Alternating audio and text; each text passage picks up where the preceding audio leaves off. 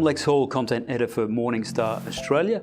Today we're talking about Australian small caps and in particular Australian tech stocks and also the small cap focused funds that are interested in them. And joining me is Ross Macmillan, Senior Analyst for Morningstar Manager Research. G'day Ross. Thanks Lex, how are you? Good. How did the first few months of 2019 go for Australian small caps?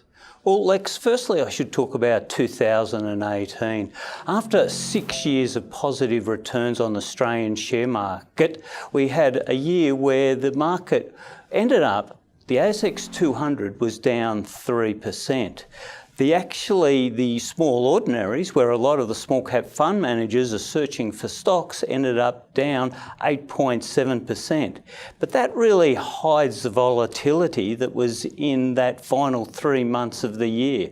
In the December quarter, the small ordinaries was down a massive 14%. So the end just 8.7% down for the year was quite a reasonable return. Now, a lot of the small cap fund managers were able to beat the small ordinaries, but still produce some negative returns. Now, in 2019, the first 3 months, we've seen risk back on, and we've seen the market bounce back quite strongly. A lot of the stocks are performing very strongly. For example, 2 tech stocks that you might know is WiseTech. 3 months ago, if you had bought that stock, you'd be up now 45%. And Afterpay, if you had bought that stock 3 months ago, you'd now be up over 65%. Mm-hmm. Huge gains. We know the American tech stocks really well. What are some of the local names in the Australian tech space? Yeah, if we think about the US market first, we're thinking about the FANGs, the Facebooks, the Amazons, the Apples, the Netflix and the Googles. They're sort of companies that everyone knows because they're huge multi-billion-dollar companies with products that each one of us are probably using every day. But we have the equivalent sort of stocks in the Australian market. We have a group of stocks called WAAAX, which is WiseTech, Altium, Afterpay and Xero. Now they have some interesting products too, and a lot of us know some of those companies, but certainly apart from Altium, most of those companies have an operating history of less than a decade. They're young, growing companies, and so those sort of companies appeal to a small cap fund manager who's got a growth philosophy, who's looking for stocks that perhaps aren't making huge profits at the moment, but have products or services that will grow and expand and probably not just within the Australian market, but in the global market. Okay.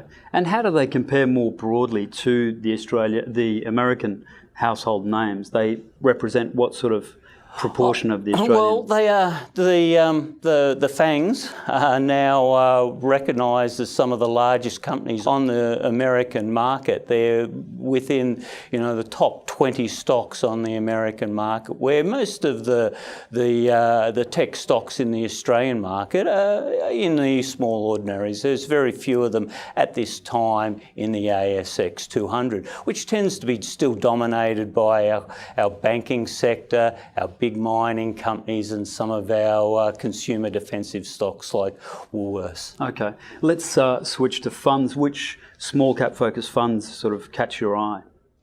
Well, thanks for asking that question, Lex, because we just recently had the Morningstar Awards ceremony for the fund managers of 2018. And our 3 finalists in the domestic equity small cap section were Colonial First State, Australian Small Companies Fund, Fidelity Future Leaders Fund, and Investors Mutual, a smaller companies fund. Now, those 3 finalists were selected out of 33 strategies that Morningstar cover in the Australian small cap market. And they're 3 very, very strong strategies. They're all three strategies are Morningstar medalists, but more importantly, all three strategies in our recent reviews scored very highly and received a positive rating on people, which is their investment team, their process, which is their investment processes, and also on performance. So the ultimate winner was the Fidelity Future Leaders Fund, but they're the three sort of strategies that Morningstar rates highly and would recommend to investors. Okay, Ross, thanks for your insights. Thank you. I'm Lex Hall, Content Editor for Morningstar Australia. Thanks for watching.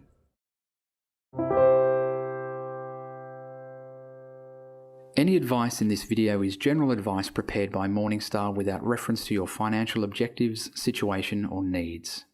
You should consider the advice in light of these matters and any relevant product disclosure statement before making any decision to invest.